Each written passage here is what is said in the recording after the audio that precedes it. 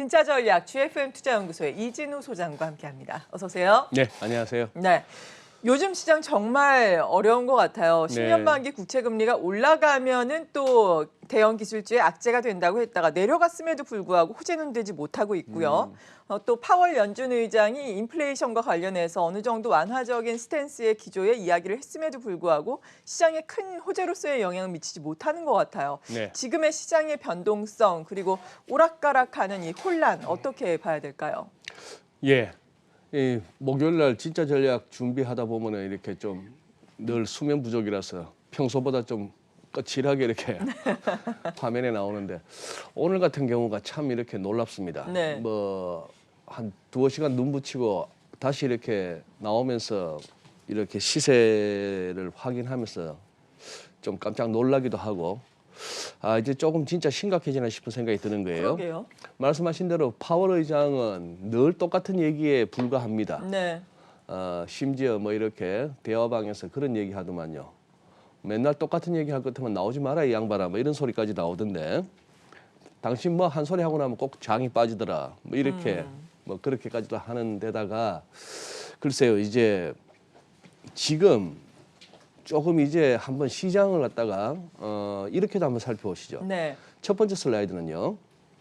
월가에서는 지금도 예를 들어 CNBC, 블룸버그 뭐 이런 쪽에 이른바 경제 매체들을 보면은 이런 식의 기사들을 많이 볼 수 있습니다. 지금 이거는 마켓워치에 나온 기사예요. 네. 지금 여기서 이 표현은 그겁니다. 과거에 크게 우리가 기억할 만한 큰 약세장 네. 이후에 예를 들어 이런 거예요.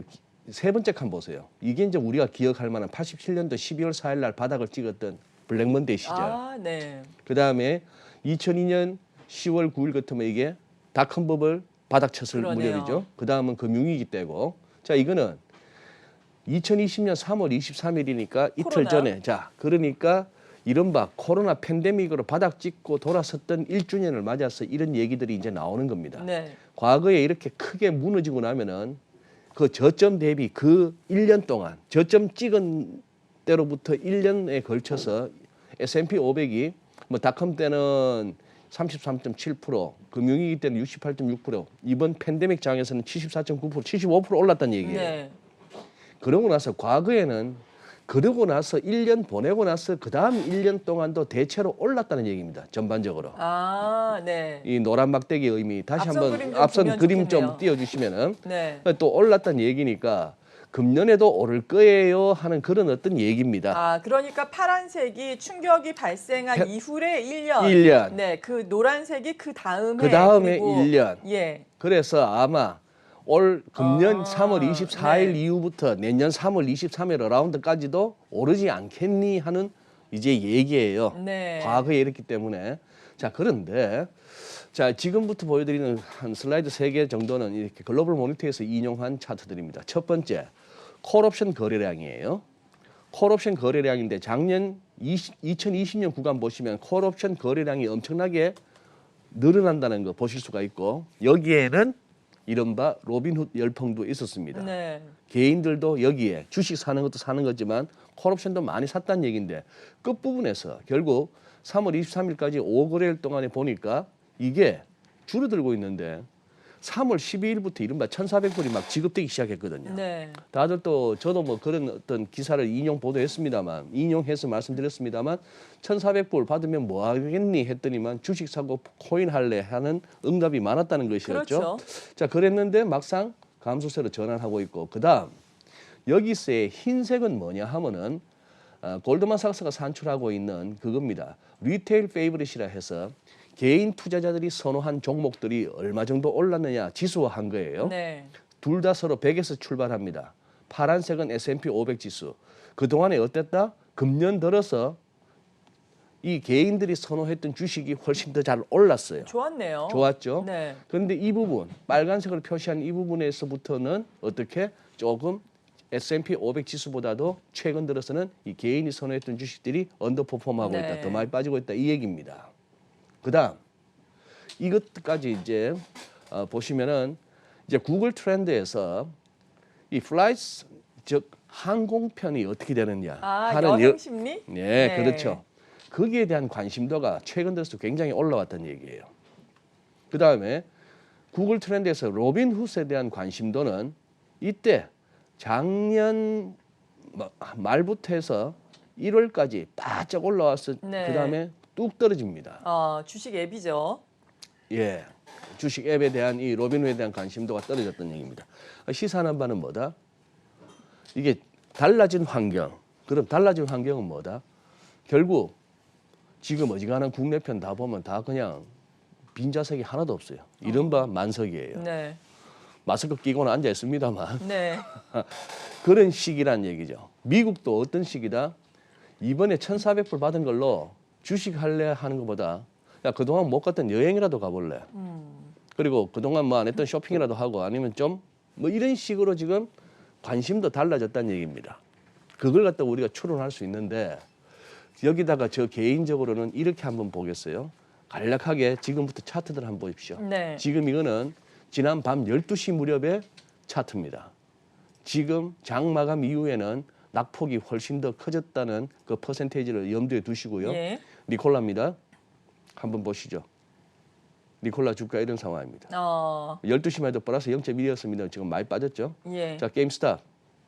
지금 이거 거의 한 30 몇 프로 빠졌죠. 고점에 물린 분들은 참 네. 네. 이항. 그다음에 처치캐피탈. 거기다가 테슬라까지. 다 개인 투자자들이 관심이 있는 종목 가지고 오신 거죠? 네. 자, 그렇다면은 거기다가 하나만 더 보실까요? 쿠팡까지. 네. 이것도 결국 한 4% 넘게 빠졌죠. 이건 지금 상장일 이후부터의 흐름입니다. 이때 35불도 애초에 생각했던 것보다 비싸다라고 생각했는데 꽤나 높게 쳐주는구나 싶었던데 그랬다가 시작한 날 63이었는데 이게 69까지 갔을 때 매수 참 놀라운 거죠. 네. 뭐 이제 지금 홍콩 같은 경우도 IPO 시장이 급격히 식어든다는 느낌. 바이두 같은 거, 텐센트 같은 게 특히 바이두가 이제 홍콩에 2차 상장하면서 이게 열기가 마땅찮아요. 지금 보여드렸던 차트들에서 제가 드리고 싶은 말씀. 1,400불을 받아도 네. 환경도 바뀌었지만 관심이 바뀔 수밖에 없는 겁니다. 이게 재미가 없네. 아까 차트 다 보셨잖아요. 네. 그랬더니 이런 어떤 시장의 흐름 자체가 결국 어떻다? 1,400불 중에 뭐 얼마 정도 몇 퍼센트 정도 그러다 보면 이게 뭐 1,500불이라는 동, 400억 불이라는 동 부르는 사람, 계산하는 사람 나름인데 진짜 그것은 기대였고 바람이었을 뿐이지 현실은 그렇지 않다는 겁니다. 네. 장이 안 좋으니까. 그렇죠. 네. 네. 개인 투자자의 시장에 대한 관심이 급격하게 떨어지고 있다라는 것을 여러 가지 뭐 주가의 측면이라든지 뭐 거래량도 요즘에 거래대금도 사실 그런 거를 확인을 해볼 확인할 수가 수가 있는데 있죠. 그런데 사실 시장 자체도 이렇게 흔들리고 있으니까 더 관심이 떨어지는 네, 것 같아요. 맞습니다. 어제 우리 증시가 열렸던 뭐 아시아 주요 증시 같은 경우에도 일본의 니케이 그리고 홍콩의 항생 H지수 같은 경우에는 2%대 하락을 했거든요. 네. 우리 증시 물론 선전하기는 했지만 그래도 코스피가 3,000선이 어제 또 무너지는 네. 그런 하루였는데 이 증시의 변동성 그리고 아시아 주요 증시 내에서 우리가 짚어봐야 할 점은 어떤 것들이 있을까요? 그러니 어제 사실 우리는 선방했죠. 그럼요. 일본, 네. 중국, 홍콩 할 것 없이 막 밀리는 가운데 선방한 셈인데요. 일본 니케이 보시죠. 일본 니케이 지수 보시면은 지금 저 노란색으로 음영 처리한 부분에서 이렇게 좀 차트에 조회가 깊으신 분은 약간 오른쪽 어깨가 좀 위로 올라간 헤드앤숄더 보이시나요? 네. 자, 그런 데다가 지금 61선을 물고 내려오기 시작합니다. 니케이가.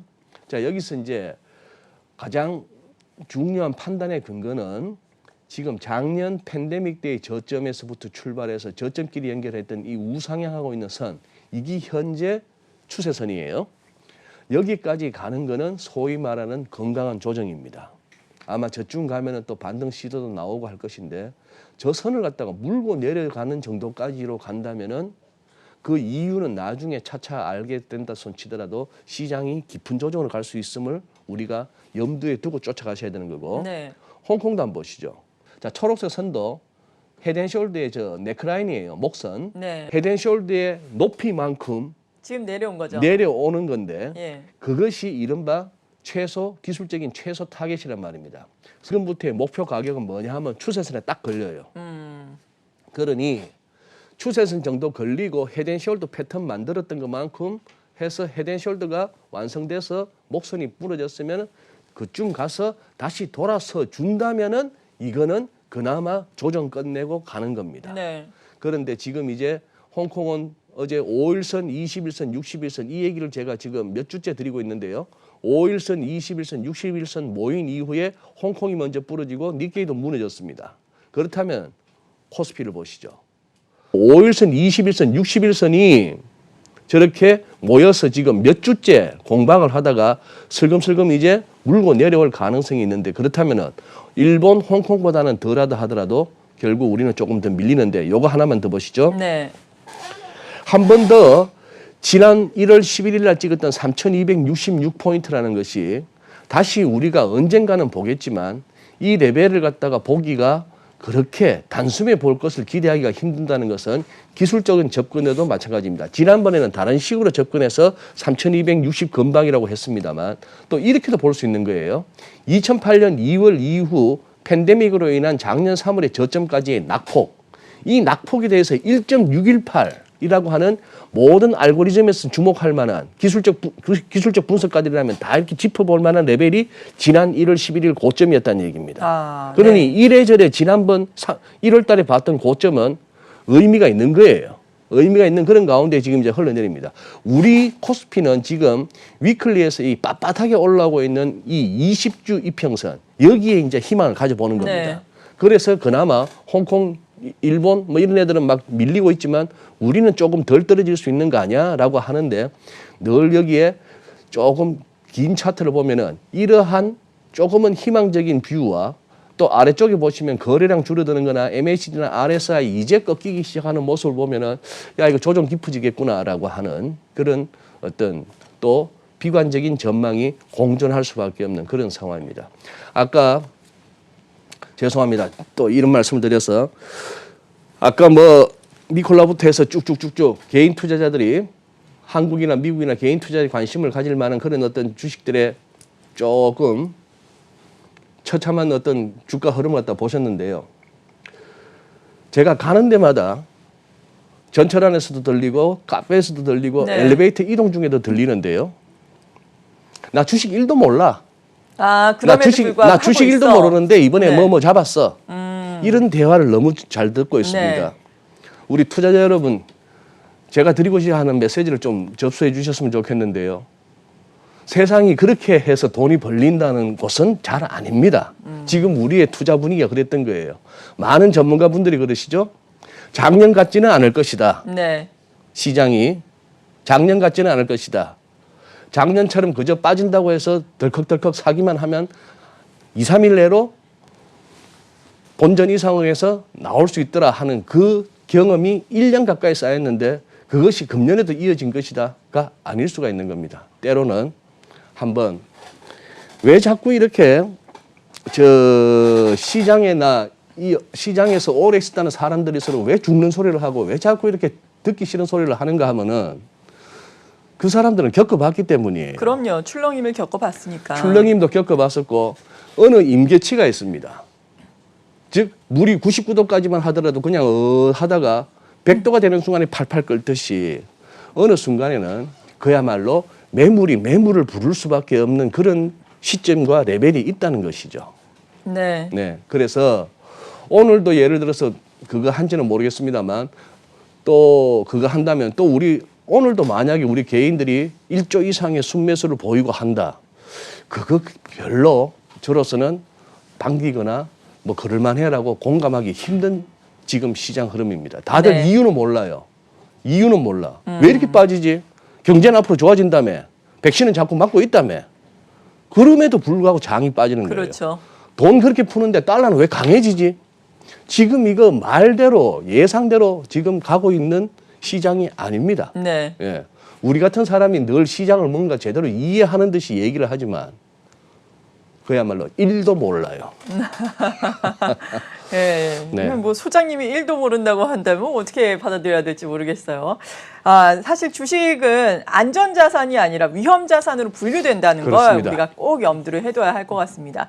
이런 가운데 요즘에 나오고 있는 소식 가운데 브라질, 러시아, 네. 그리고 터키 같은 경우에는 기준금리를 인상을 했잖아요. 네, 네. 특히나 터키는 또 기준금리 인상에 이어서 중앙은행 총재 경질이 되면서 리라화가 엄청난 변동성을 보였거든요. 네. 사실 뭐 브라질, 터키 왜 걱정해 이런 분들 계실 수 있겠지만 우리가 먼저 언제 또 아일랜드 걱정해서 아일랜드가 세계 증시에 큰 그랬던, 이슈가 됐었나요? 네네, 아니면 네. 그리스 걱정해서 그리스가 큰 이슈가 됐었나요? 네. 정말 몇 년 전만 우리가 되돌아보더라도 우리가 전혀 생각지 못한 나라들의 악재가 글로벌 악재가 됐잖아요. 이 부분이 그렇게 확대될 가능성은 없을까요? 그게 이제 이른바 네. 그거죠. 미국의 시장 금리는 이렇게 뛰고 최근 며칠은 조금 안정이라고 합니다만 이게 아직 불안하죠. 네. 언제 또 다시 튈지 그렇죠. 모르는 상황이고 달러는 약세라고 하더니 금년 들어서 다들 그냥 들자마자 달러는 강세로 돌고 있고 이런 상황들이 이른바 글로벌 금융 환경이 긴축적으로 변해가는 환경입니다. 금리는 높아지고 달러도 세지고 네. 그런 상황이라면은 자 그렇다면은 예를 들어서 막 이렇게 특히 취약한 이머징 통화들 같은 경우는 막 환율이 뛸 거 아니에요. 그걸 막기 위해서는 어떻게 해야 됩니까? 환율을 막으려면은 우리 IMF 때를 기억해 보시죠. IMF 때를 기억해 보시면은 환율이 1,000원 한 놈이 2,000원 가고 뭐 이런 상황이 됐을 때 막 자본 유출이 막 일어나려고 그러고 원하는 돈처럼 쳐주지도 않고 했던 시절에 IMF가 내놓은 처방은 저 개인적으로는 그게 정답이라고는 안 봅니다만 네. 금리 올려였습니다. 그랬죠. 그러니까 이머징들도 금리를 갖다가 그렇게라도 올려야 되는 겁니다. 뭐 그래서 이런 식의 전반적으로 신흥국들로 다 이러한 상황이 전이될 것인가 전염될 것인가 늘 그런 경우가 많았기 때문에 네. 걱정하는 건데 지금 전반적으로 그렇게 신흥국 전체적으로 확산될 조짐까지는 없고 다만 이제 터키 같은 경우는 워낙에 그 별난 대통령을 모시고 살다 보니까 자기가 4개월 전에 임명해놓고 그 사람이 이번에 또 금리 한 200bp 올렸다고 2%포인트 올렸다고 바로 그냥 경질을 하니까 네. 시장은 터키란 나라는 못 믿겠다 하는 그것이 지금 달러 리라 환율 한번 보여주시죠. 지금 이제 달러 리라 환율 보시면 이렇게 왼쪽에 이 고점 부분 뭐 8.5 어라운드에서 그래도 꽤나 어떻게 그나마 안정세를 구현해 오다가 네. 그냥 요 전에 요 끝부분에 보시면은 갑자기 팍 튀기 전에는 뭐였죠? 결국 금리 인상도 약간 효과를 한 이틀 봤습니다만 주말에 중앙은행 총재 잘랐다 소리에 그냥 저렇게 리라가 훅 뛰어 올랐습니다. 그러네요. 거기다가 터키 주가지수 보세요. 안 그래도 트리플 네. 탑 삼중천정 모습을 보여서 위태위태 보이던 게 그 소리에 뚝 부러지는 그런 양상이었는데 뭐 그나마 이제 터키의 특이한 어떤 현상이라고 보여지고 아직까지 이머징 전반으로까지 이것이 확산될 만한 그런 현상은 아닙니다. 그러나 우리 한은도 마찬가지일 거예요. 이런 식으로 가면은 언젠가는 결국 금리 인상의 압박을 느낄 수밖에 없는 그런 상황이죠. 네. 그래도 최근에 보자면은 미중 간의 뭐 갈등도 다시금 불거지고 있지만 네. 그래도 미국 달러화라든지 중국의 위안화는 이런 걸 보면은 뭐 어느 정도 안정을 보이고 있다 이렇게 평가를 해봐도 되는 건가요?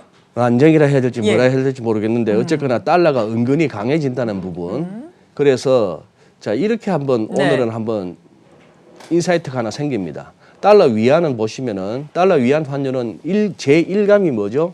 뭔가 이렇게 다지고 돈다는 느낌이 들 겁니다.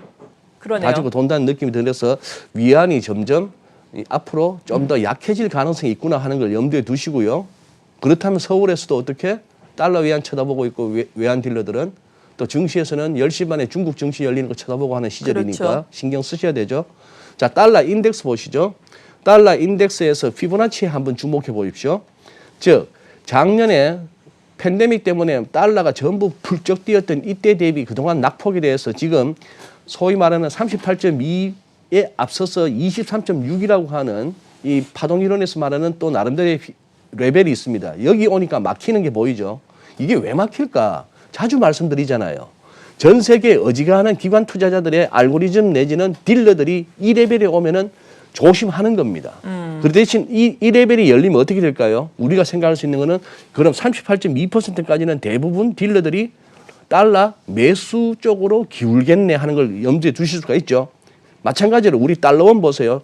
아까 데일리로 보나 위클리로 보나 똑같은 개념입니다만 작년 팬데믹 때의 고점 1296원에서부터 이번에 1080원까지의 낙폭이 돼서 23.6에서 지금 우리가 1130원대에서 지금 고물고물 하는 겁니다. 네. 이 얘기는 뭐다? 달러 인덱스 펼쳐놓으시고 달러 인덱스에서 이 피보나치 이 저항을 올라서면은 우리도 환율이 더 오른다고 봐야 된다. 이 말씀을 드리고 싶은 겁니다. 뱅크 오브 아메리카는 어제 또 리포트 하나 놨더만요. 달러 환율 오를 일만 남았다. 연말에 1180원 뭐 이런 식으로 하고 주절주절 뭐 이야기를 하고 있습니다만 네. 지금 이런 식으로 같이 따라 움직인다면 우리가 무엇을 참고해야 될 건지는 우리가 지금 알고 가주셔야 할 것 같습니다. 네, 진짜 뭐 달러원 환율까지 올라간다면은 참 어려운 국면이 될 어려운 수가 국면이 되는 있겠네요. 거죠. 네. 지금까지 진짜 전략 GFM 투자연구소의 이진우 소장으로부터 도움 말씀 들어봤습니다. 고맙습니다. 네, 감사합니다.